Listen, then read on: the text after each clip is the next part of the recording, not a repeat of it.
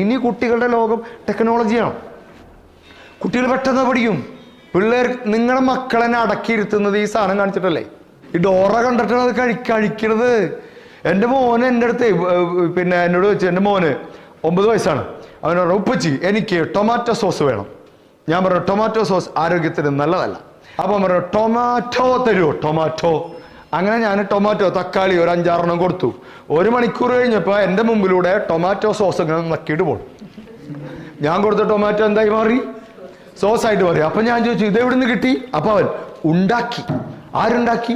ഉമ്മച്ചി. ഞാൻ പറഞ്ഞു ഉമ്മച്ചിക്ക് അറിയില്ലല്ലോ, പറഞ്ഞു കൊടുത്തു. ആര്? ഇവൻ യൂട്യൂബിൽ നോക്കിയിട്ട്. യൂട്യൂബിൽ എൻ്റെ ഭാര്യ യൂട്യൂബിൽ സെർച്ച് ചെയ്ത ഹിസ്റ്ററി ആയിട്ട് ഞാൻ കരഞ്ഞു പോയി. എങ്ങനെ പഴയ ചോറ് കൊണ്ട് പുതിയ പലഹാരങ്ങൾ ഉണ്ടാകും. ഈ ചിരിച്ചവരുടെ വീട്ടിലും തന്നെയാണ്.